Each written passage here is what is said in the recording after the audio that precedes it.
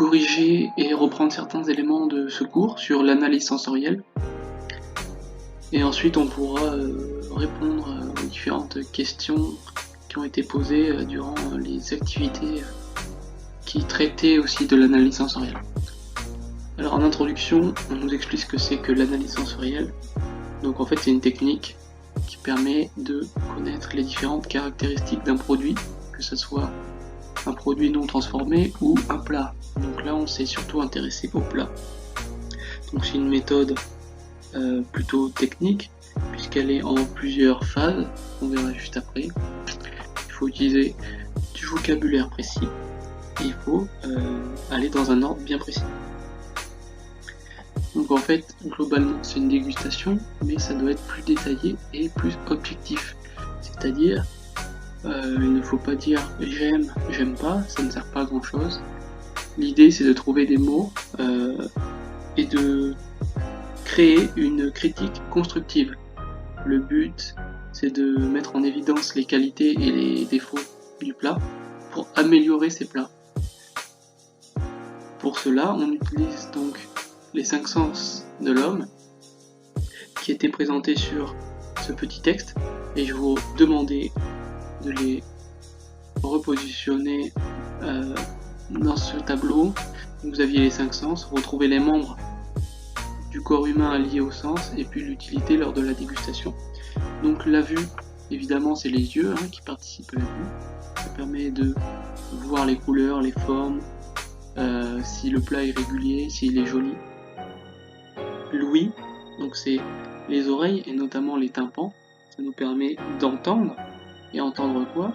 Lorsqu'on déguste, on peut percevoir les textures croquantes et croustillantes grâce à l'ouïe, avec ce bruit qui est particulier à ces textures-là. Le goût, ça se passe forcément dans la bouche, notamment sur la langue. On perçoit les saveurs grâce à des papilles gustatives qui sont positionnées sur la langue. Pour ressentir les différentes textures, donc c'est le toucher. Et le toucher, c'est pas forcément avec les mains, on va pas forcément toucher le plat du bout des doigts, mais plutôt avec la bouche. Et la bouche, elle peut ressentir les différentes textures. Enfin, l'odorat, donc les différentes odeurs et les arômes qui sont perçus par le nez. Voilà. Et il faut savoir que lorsqu'on goûte, le nez participe puisque l'odorat et le goût sont intimement liés. Lorsque je goûte un plat, en fait 80% du goût que je perçois ça vient du nez. Essayez chez vous de goûter par exemple un carré de chocolat avec le nez bouché, vous ne sentirez presque rien. Parce que vous ne pouvez pas sentir réellement avec le nez, vous n'aurez que le goût et le goût en fait est assez léger. Cette dégustation elle se fait en 3 étapes que vous avez sur ce schéma là. Examen visuel en première étape, donc c'est-à-dire regarder, admirer avec les yeux pour connaître la couleur des différents éléments, par exemple la forme, les textures, l'état global du plat. À la suite de ça, on peut passer à l'examen olfactif, donc c'est l'odorat qui va participer. L'idée c'est de ressentir les parfums qu'on appelle les arômes. Donc les arômes sont perceptibles avec le nez. Une fois qu'on a fait ça, on peut passer à la phase 3, c'est l'examen gustatif qui va nous permettre cette fois-ci de ressentir les saveurs grâce aux papilles qui sont sur la langue, également ce qui se passe dans la bouche, donc aussi avec les textures qui sont liées à ce goût. Une fois qu'on a fait ces 3 étapes, on peut vraiment dire qu'on a fait une dégustation pertinente et on va pouvoir commenter ces 3 étapes. Je vous posais une question juste ici. Pourquoi faut-il procéder dans cet ordre et pas un autre? Bien tout simplement, il est formellement conseillé d'analyser l'aspect du plat en le regardant pour émettre certaines critiques. Beauté de la présentation, couleur, forme. Avant de le sentir pour comprendre les arômes qui seront perceptibles lors de la phase gustative. En plus, si on démarre par la phase 3, c'est-à-dire si on démarre par goûter, on ne voit plus l'aspect visuel et les odeurs ne sont plus perceptibles. Voilà. Je vous ai mis en illustration le chef Mauro Colagreco qui est en train de sortir un plat avant de le goûter, je vous invite à regarder son site internet. Il est au restaurant Mirazur dans le sud de la France à Menton. Page 3, on abordait les saveurs de base.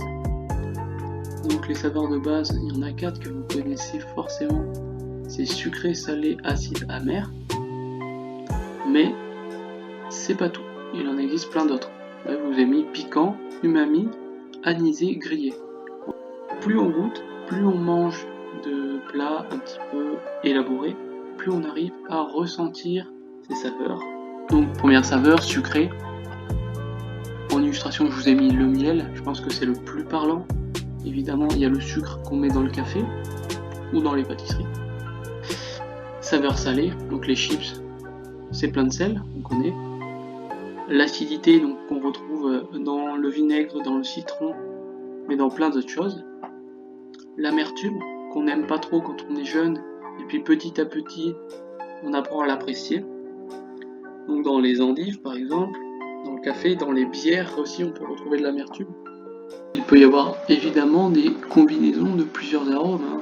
Il peut y avoir des plats qui sont à la fois amers et légèrement sucrés, et on peut rajouter d'autres saveurs comme le piquant par exemple, donc on trouve forcément dans le poivre, le piment. Donc ça c'est les nerfs qu'on appelle les nerfs trijumeaux qui réagissent assez particulièrement au contact des molécules qu'on retrouve dans le piment, et ça nous fait une sensation de brûlure. En fait, le cerveau pense qu'il y a quelque chose de chaud dans notre bouche. La saveur umami, donc c'est une saveur qu'on retrouve notamment en Asie. On peut retrouver dans certains bouillons asiatiques, notamment dû aux champignons, le shiitake par exemple, qui est un champignon japonais, dans les gelées, etc. Les saveurs anisées, donc on retrouve forcément dans l'anis, la badiane. La badiane, c'est cet anis étoilé qu'on retrouve là. La saveur grillée, donc spécifique aux viandes grillées, telles que sur un barbecue, sur un grill ou une plancha. Pour avoir une critique constructive, lorsqu'on décrit un plat, il faut avoir un petit peu de vocabulaire. On ne peut pas se cantonner à dire c'est bon ou je n'aime pas. Ça, c'est pas très utile. Il faut avoir de vrais adjectifs qualificatifs. Il faut mettre des mots sur ce que l'on ressent. Je vous ai donné quelques exemples de vocabulaire. J'imagine que vous ne connaissiez pas forcément toutes les significations de tous les mots. Donc ça, on va le voir juste après. Mais il y a également des critiques qui sont positives et d'autres négatives. Là, vous avez différents mots. Appétissant, évidemment, c'est positif. Appétissant, c'est qu'on a envie de le manger. Frais, c'est positif. Élégant, c'est positif. Pâle, c'est une couleur qui n'est pas très jolie. Donc c'est négatif. Mou, ça donne pas trop envie non plus. Négatif. Doux, positif. Brûlé, évidemment, c'est négatif. On veut pas un plat brûlé. Fade, négatif. Équilibré, positif. Moelleux, positif. Pâteux, donc une texture un peu pâteuse, qui a goût de farine un petit peu pas terrible. Négatif. Et onctueux, positif. Onctueux, c'est presque moelleux. Je vous ai mis la définition de 5 mots qui me paraissent pas forcément évidents de connaître et qui pourtant peuvent vous servir lorsque vous commentez un plat.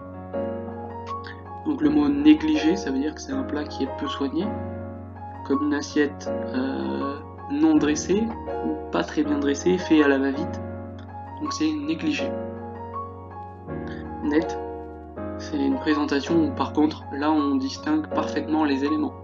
Un plat gastronomique bien dressé par exemple, on peut dire que c'est un dressage qui est net, une assiette qui est nette.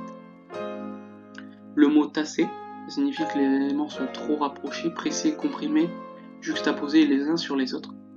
Donc en fait c'est qu'il y a sûrement trop de quantité par rapport à la taille de l'assiette. Donc il faut revoir les proportions. Quelque chose de coriace, c'est quelque chose qui a une texture trop dure, une viande trop cuite par exemple, qu'on arrive difficilement à mâcher, à mastiquer, et bien du coup ça va rendre la dégustation périlleuse, ça va pas être très plaisant à manger. Vif ou vive, donc ce sont des couleurs qui ressortent clairement du plat. Par exemple lorsqu'on fait une brunoise de tomate, le rouge vif ressort directement de l'assiette, ce qui nous donne quelque chose d'assez joli. Pour appliquer ces connaissances, je vous avais demandé donc d'émettre 5 adjectifs autour de cette assiette. Donc c'est un magret de canard qui est arrosé avec une purée de pommes de terre, salade, lamelles de radis, sauce au miel et vinaigre balsamique. Déjà, rien qu'en voyant cet intitulé-là, on a quelques idées de ce que peut nous donner le plat. Je vous propose cette réponse. Globalement, le plat est élégant. Élégant, ça veut dire qu'il est plutôt joli, appétissant, qui nous donne envie, et aux couleurs naturelles. On n'a pas de gâteau coloré avec un colorant artificiel bleu. Là, c'est pas naturel du tout. Alors que dans cette assiette, on a les lamelles blanches et roses naturelles, le vert de la salade et puis le magret rosé comme du. La viande paraît tendre et la purée est onctueuse. Donc ça veut dire que le beurre, la crème qu'on y a mis dedans nous permet d'avoir une texture onctueuse, agréable, fine, fluide, parfaite. La salade semble fraîche, donc c'est pas une salade flétrie, avec des radis croquants. Si on a déjà goûté un radis, on sait que ça croque. Et la sauce est légèrement sucrée et acide. Je le sais parce que c'est une sauce au miel et au vinaigre.